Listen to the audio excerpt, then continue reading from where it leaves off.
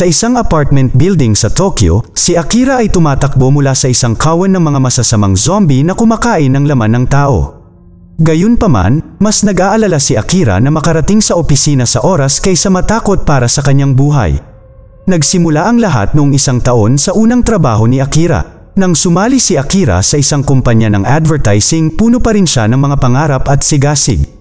Magiliw siyang binati ng kanyang mga kasamahan at niyaya pa siya ng kaunting welcome dinner sa isang restaurant, at agad na nagkagusto si Akira sa kanyang senior na si Otori, na nagpapaisip sa kanya na maaaring ito na ang pinakamagandang trabaho magpakailanman.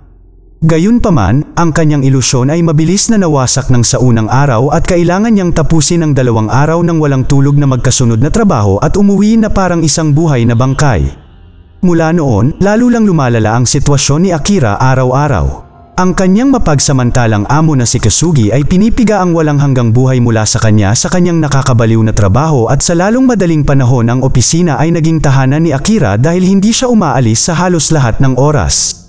Dahil kailangan niya ng pera, hindi niya maisip na huminto, at si Akira ay dahan-daang naging isang working zombie na nawawala ang kanyang malayang kalooban sa ilalim ng nakakalason na kapaligiran sa kanyang lugar sa trabaho. Tanging ang kanyang crush na si Otori ang mabait sa kanya, ngunit nang ibahagi ni Akira ang kanyang paghanga para sa kanyang etika sa trabaho at ang katotohanan na tila ginagawa niya ang kanyang gusto, sinabi ni Otori na hindi rin yun ang kaso para sa kanya at kung ano ang gusto nilang gawin ay laging napupunta sa iba. Isang gabi, nakakuha si Akira ng kaunting libreng oras upang lumabas para kumain kasama ang kanyang matalik na kaibigan na si Kencho, na dating nakikipaglaro ng football kay Akira noong kolehiyo. Naisip ni Kencho na dapat umalis si Akira sa trabaho at tinawag siyang isang asong inuutos-utusan lang. Bilang kapalit ay ipinaalala ni Akira kay Kencho kung paano sila natalo sa malalaking laro sa kolehiyo dahil sa kanya. Isang pagtatalo ang naganap at ang magkakaibigan ay naghiwa-hiwalay sa masasamang salita. Sa kalaunan, nahulog si Akira sa isang malalim na depresyon at ang kanyang apartment ay naging isang basurahan. Minsan kapag nasa istasyon siya ng tren, iniisip niyang tapusin ang mga bagay para sa kanyang sarili. Isang taon pagkatapos magsimulang magtrabaho si Akira sa opisina, nakita niya ang kanyang kapitbahay sa labas. Gayunpaman, nang tumalikod ang lalaki, napagtanto ni Akira na ang lalaki ay naging isang zombie at siya ay nasa proseso ng pagkain ng isa pang kapitbahay. Sa takot, nagsimulang tumakbo si Akira sa itaas habang dumarami ang mga zombie na sumusulpot sa kanya, kung minsan ay lumalabas pa mula sa iba pang mga apartment. Sa pag-aalala sa pagiging huli sa trabaho, pumunta si Akira sa bubong at tumalon sa isang bakod upang iwanan ang mga zombie sa kabilang panig. Habang bumabagsak sa malayo ang isang eroplanong nasusunog, pinanood ni Akira ang kaguluhan na sumakop sa lungsod at napagtanto ang isang bagay, hindi na niya kailangang pumasok sa trabaho. Nagdudulot ito sa kanya ng labis na kaligayahan kaya gumawa siya ng kaunting sayaw. Iniisip kung ano ang gagawin sa kanyang bagong libreng oras. Sa sandaling iyon ay naalala niya si Otori at pinadalhan siya ng mensahe upang suriin kung okay lang siya. Bilang kapalit ay ipinadala niya sa kanya ang kanyang lokasyon na humihiling sa kanya na pumunta. Pagkatapos ay umalis si Akira sa gusali sa pamamagitan ng pag-akyat sa isang tubo. Sa isang bukas na bintana, nakita niya ang isang buntis at ang kanyang asawa, at nangako siyang babalik na may dalang pagkain para sa kanila bago siya magpatuloy sa pagbaba. Gamit ang kanyang bisikleta, nagawa ni Akira na pumunta ng mabilis sa kalsada, iniiwasan ang bawat zombie na sumusubok na makuha siya. Makalipas ang ilang sandali, nakarating siya sa apartment ni Otori at nakita siyang takot na takot kaya kumapit ito sa kanya. Sa sandaling iyon, isiniwalat ni Otori na nakipagrelasyon siya sa direktor ng kumpanya, na naroon ngayon at naging zombie na siya. Agad na umatake ang direktor, ngunit hindi makagalaw si Otori dahil nasugatan ang kanyang binti, kaya nagsimulang labanan ni Akira ang zombie. Pagkatapos ng ilang pakikibaka, ginamit ni Akira ang kanyang pagsasanay sa football upang harapin ang direktor, itinapon siya sa mga kasangkapan. Sinasamantala ni Otori ang pagkakataong ito na tamaan ang zombie hanggang sa mamatay siya habang sinisigawan siya dahil hindi niya iniwan ang kanyang asawa tulad ng ipinangako niya. Biglang bumagsak si Otori sa sahig, at pagkatapos ng maikling seizure, ang kanyang katawan ay nag-transform din sa isang zombie. Sinubukan niyang salakayin si Akira, ngunit hindi siya nag-atubiling itulak siya palayo bago siya makagat. Pagkatapos ay ipinagtapat ni Akira ang kanyang nararamdaman para sa kanya bago tumakbo palayo. isinara ang pinto sa likod niya upang pigilan siya sa pagsunod sa kanya. Sa gabi, bumalik si Akira sa kanyang gusali na may dalang maraming supply, ngunit nang huminto siya sa lugar ng kapitbahay, nakita niyang wala na itong laman at puno ng dugo. Bumalik siya sa kanyang apartment na lumuluha, ngunit habang nagdadalamhati siya para sa kanyang mga kapitbahay, naalala niyang sinabi sa kanya ni Otori na ang palagi nilang gustong gawin ay laging napupunta sa iba. Napagtanto ni Akira na maaari siyang mamatay sa lalong madaling panahon at ayaw niyang maging zombie nang hindi nagagawa ang gusto niya, kaya kumuha siya ng isang notebook at nagsimula ng isang listahan na pinamagatang 100 bagay na dapat niyang gawin bago maging isang zombie. Ang una ay ang magsabi siya sa isang tao na mahal niya siya. Nagawa na niya ito kaya binura na niya ito sa listahan.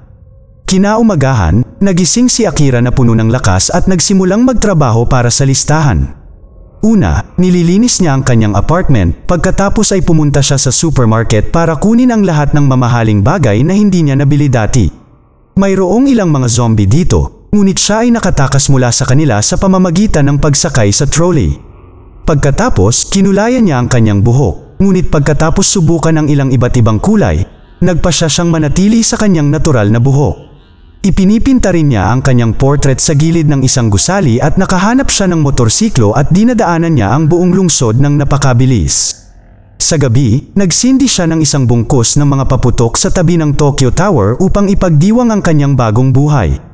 Lumipas ang mga araw habang si Akira ay patuloy na gumagawa ng mga bagay para sa listahan niya.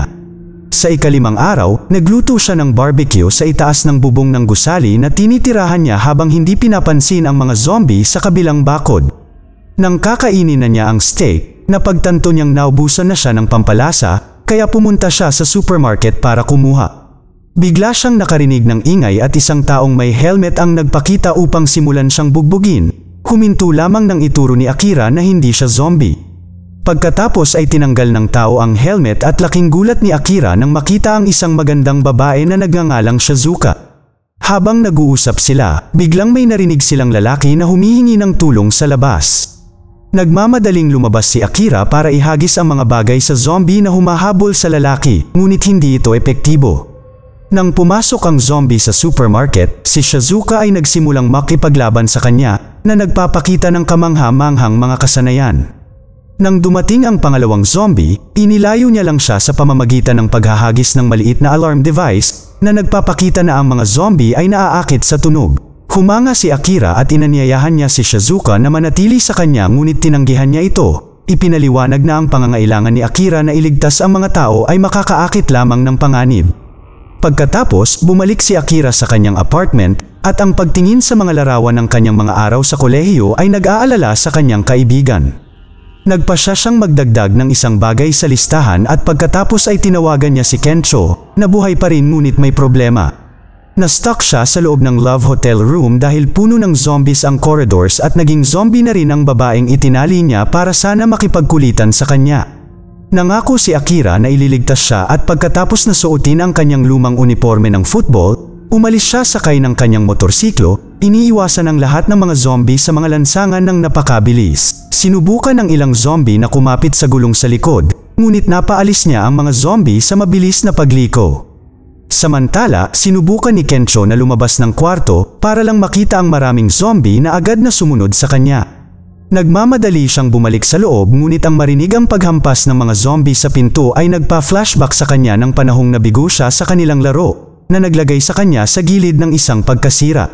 Bumalik kay Akira, nakita niya ang kalye ng hotel na puno ng mga zombie, kaya't inihagis niya ang isang speaker sa lupa at nagpatugtog ito ng musika, na naging dahilan upang magtipon ang lahat ng mga zombie sa paligid nito. Pagkatapos ay ginamit muli ni Akira ang kanyang pagsasanay sa football upang umiwas at tumalon sa anumang natitirang mga zombie, kahit na itulak ang ilan sa kanila palayo.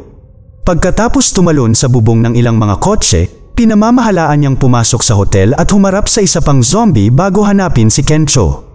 Sa silid, biglang napagtanto ni Kencho na tahimik na sa labas at binuksan ang pinto upang makitang walang laman ang koridor. Si Akira ay nagpakita at ang magkakaibigan ay humingi ng tawad sa isa't isa bago pa sila masundan ng mga zombie. Ang mga lalaki ay agad na tumakbo sa bubong at hinarangan ang pinto ng isang hagdan, sa wakas ay nakatakas sila. ang dalawa at nagtago sa isang magarbong restaurant at nagbabahagi ng isang kamanghamanghang pagkain kung saan nakita ni Kencho ang listahan niya. Natuklasan niya na ang huling nakasulat ay pakikipag-ayos sa aking matalik na kaibigan at sinabi kay Akira na nagpapasalamat siya sa pagprotekta sa kanya ng lahat. Ito ay nagbibigay inspirasyon kay Akira ng isang ideya, gusto na niyang maging isang superhero upang iligtas ang mga tao mula sa mga zombie, ngunit itinuro ni Kencho na si Akira ay walang kapangyarihan. Maya-maya, nakita ni Kencho sa balita na ang Tokyo ay naging impyerno na at sinabing dapat na silang umalis. Pumayag si Akira at pinili ang Marine Paradise Aquarium sa Ibaraki bilang kanilang destinasyon dahil mayroon silang espesyal na diving suit na nagpoprotekta sa katawan mula sa mga pating, kaya kung magagamit niya ito, mapoprotektahan si Akira mula sa mga zombie at maging kanyang superhero suit. Pagkatapos, pumunta sila sa isang supermarket para kumuha ng mga supply, ngunit sa sandaling iyon ay nakakita sila ng isang grupo ng mga tao na tumatakbo palayo sa mga zombie. Sa kasamaang palad, karamihan sa kanila ay napatay, ngunit nakuha ni Akira ang atensyon ng dalawang flight attendant at isang bus driver, at si Shizuka, kahit na ang mga kasanayan niya ay hindi maaring maprotektahan siya mula sa napakalaking sangkawan ng zombie. Tumakbo ang grupo sa tindahan at hinila pababa ang shutter door, pinutol ang kamay ng zombie sa proseso. Ang lahat ay nagpapasalamat sa pagliligtas sa kanila, ngunit itinago ng driver ng bus ang kanyang nakagat na kamay. Pagkatapos ay kumuha sila ng isang bungkos ng mga supply at kumain ng kaunting hapunan na may maraming inumin. Kasama sa listahan ni Akira ang makipag-inuman sa isang flight attendant, ngunit nang subukan niyang ligawan ang mga ito, hindi siya pinansin ng mga ito at bagkus nakipag-usap kay Kencho dahil sa kanyang husay sa sales talk. Ang parehong babae ay umalis kasama si Kencho upang magkulitan ng privado at sinubukan ni Akira na makipag-usap kay Shizuka na napansin niyang nahiwa ang kanyang kamay dahil sa shutter door. Agad niya itong ikaso, inihayag na dati siyang nag-aaral upang maging isang doktor. Sa sandaling iyon, ang driver ng bus ay naging zombie at nagsimulang habulin sina Akira at Shizuka. Gayunpaman, nang marinig ng zombie na nagsasaya ang tatlo, nagpasya siyang puntahan sila sa halip. Sa pamamagitan ng pagbigla niya sa kanila mula sa likod, ang driver ay namamahala upang harapin ang isa sa mga babae at kagatin siya. Nang subukan niyang tulungan ang kanyang kaibigan, lumingon lang ang driver sa kanya at kinagat din siya. Susunod, sinimulang habulin ng driver si Kencho, gustong tulungan siya ni Akira, kaya nagpasya si Shizuka na iwan sila dahil mas makakasurvive siya mag-isa. Gayunpaman, nakahanap si Shizuka ng radyo at ginamit ito upang makagambala sa zombie na nagbibigay kay Akira ng pagkakataong iligtas si Kencho. Habang ang driver na zombie ay nagagambala ng radyo, tumakbo si Shizuka sa pintuan, ngunit hindi niya maiangat ang shutter door ng mag-isa at hindi nagtagal ay nahanap siya ng mga zombie na babae. Gumagamit siya ng basket para itulak ang lahat ng mga zombie palayo habang ang mga lalaki ay lumalabas para buhatin din ang shutter, ngunit hindi rin nila ito mabuksan. Nang makita si Shizuka na nakikipaglaban sa lahat ng mga zombie ng sabay-sabay, nagmamadali si Kencho na magsindi ng isang bungkos ng mga paputok na nakakagambala sa mga zombie at pinahihintulutan si Akira na iligtas si Shizuka. Pagkatapos ay nagtulungan ang tatlo na buksan ang shutter at ang mga lalaki ay nagmamadaling pumasok sa isang RV. Noong una, ayaw ni Shizuka na sumama sa kanila, ngunit nang makitang hinahabol sila ng mga zombie at dahil hindi siya marunong magmaneho, wala siyang pagpipilian kundi sumama sa kanila. Maya-maya pa ay nakalabas na ng lungsod ang tatlo. Ang kanilang destinasyon ay sa aquarium, ngunit madalas pa rin silang huminto para gawin ang lahat ng uri ng mga bagay tulad ng pagpapalaya ng mga aso sa kanilang mga tali, pag-iipon ng mga gamit, at pati si Kencho ay nagpakulay na din ng buhok.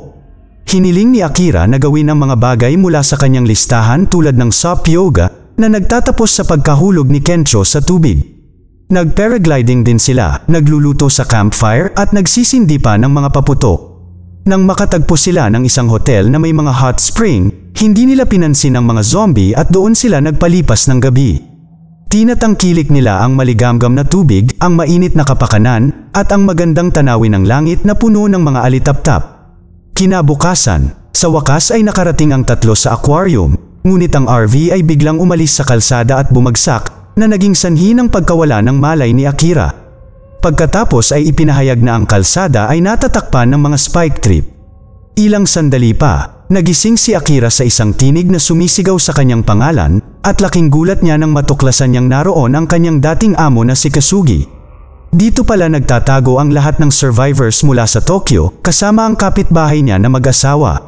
Nakabuo sila ng isang komunidad at ngayon ay nagtutulungan upang mabuhay sa loob ng aquarium na naging kanilang kuta. Ang mga nakaligtas ay nahahati sa mga pangkat upang asikasuhin ang iba't ibang gawain at si Kasugi ang pinuno ng komunidad na nagpapanatili sa lahat ng tao sa kanilang mga paa. Mayroon din silang ilang mga truck na kung minsan ay umaalis sa lungsod upang mang-alap ng mga supply at upang pigilan ang ibang mga tao sa pagnanakaw sa mga sasakyan. Nagulat si Akira nang makitang gumagamit sila ng mga zombie. Mayroong isang grupo sa kanila sa labas na nakalock sa likod ng mga bakod at kapag kailangan nila silang ilipat, ang isang gwardya ay gumagamit ng isang megaphone upang makuha ang kanilang atensyon. Tumutulong na sina Kencho at Shizuka sa trabaho at hiniling ni Kasugi kay Akira na sumama din sa kanila.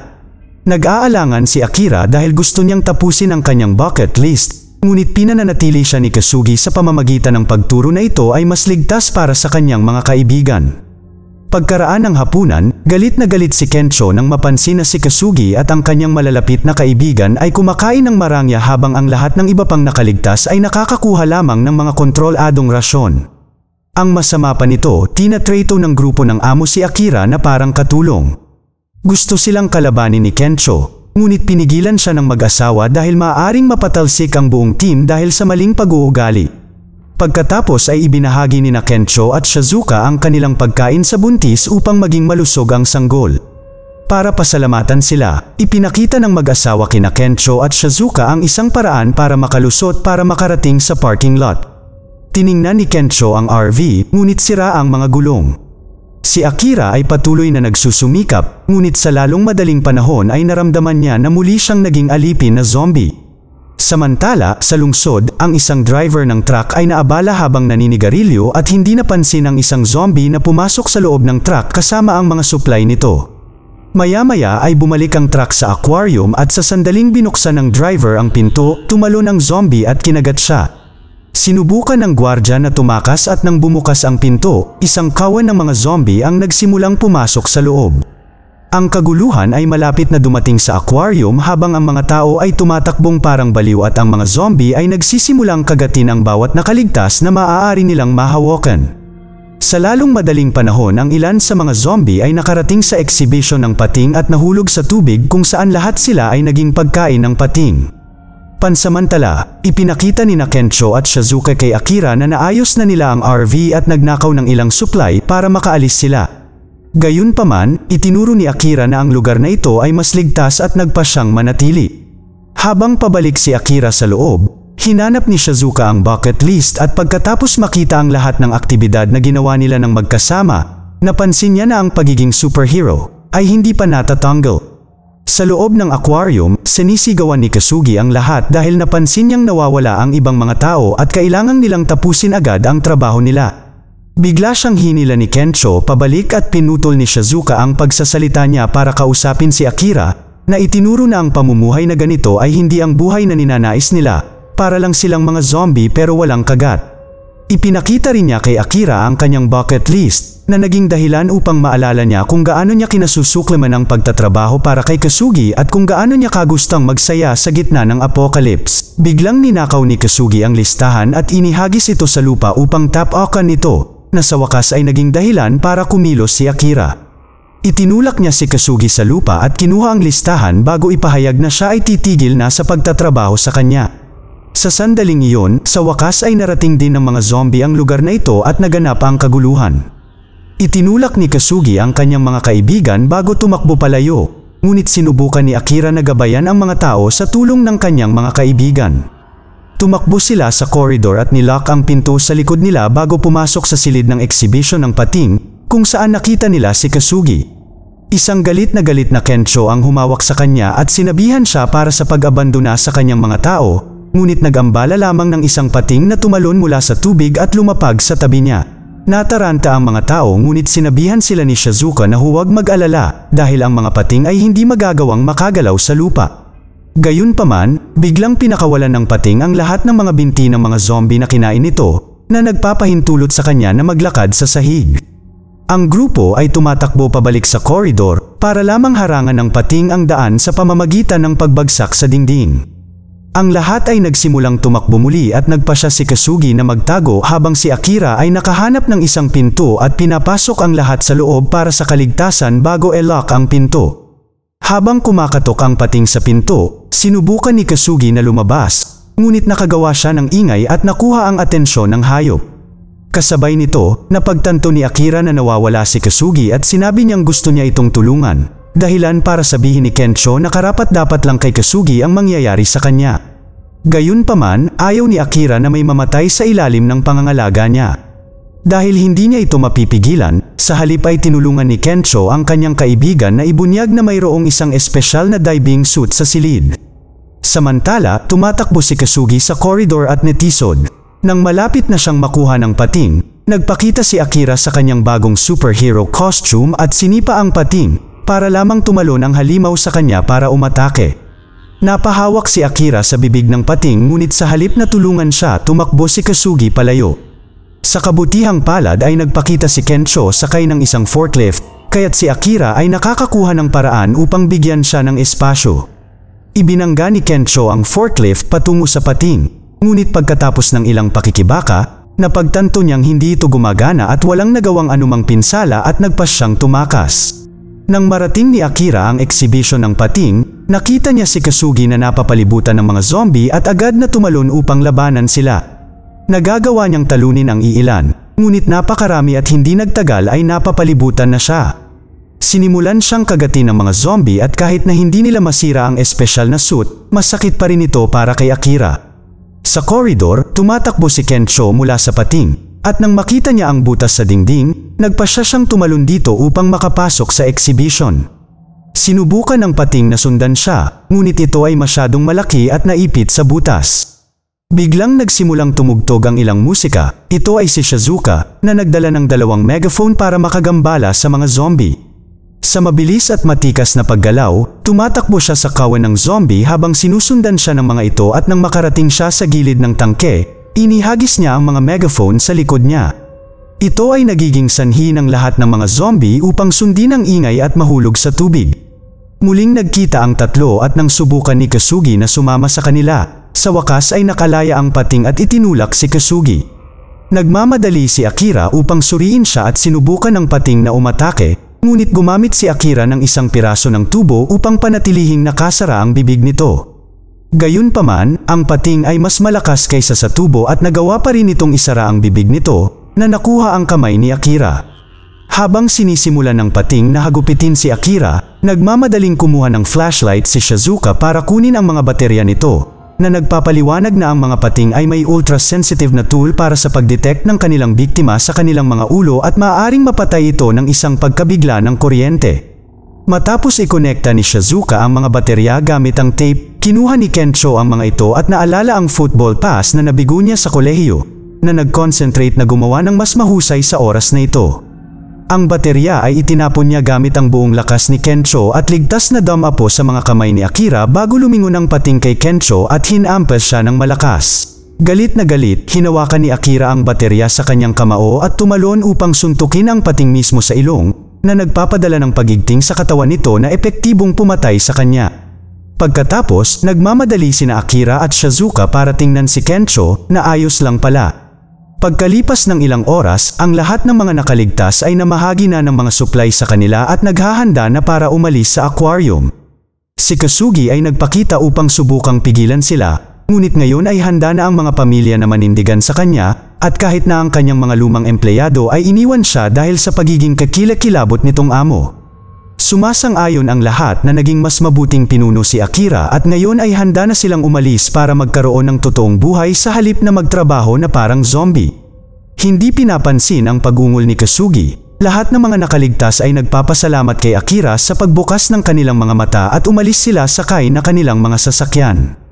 Nang makapasok ang tatlo sa kanilang RV, nagkunwaring pinagsisihan ni Kasugi ang lahat at sinubukang sumama sa kanila, ngunit tinanggihan nila siya at umalis nang wala siya. Sa huling eksena, ngayon ang tatlong magkakaibigan ay handa nang magdagdag ng higit pang mga bagay sa listahan, Si Shizuka ay gustong maging isang doktor para magligtas ng mga buhay at si Kencho ay gustong maging isang komedyante para magpatawa. Nagawa na ni Akira ang pagiging bayani at idinagdag ang pagiging bayani bilang kanyang bagong trabaho bago ipahayag na magpapatuloy sila hanggang umabot sila sa 100 na listahan. Mag-subscribe para sa higit pang mga video na tulad nito, i-on ang notification at mag-iwan ng like para matulungan ang aming channel. Salamat sa panunood.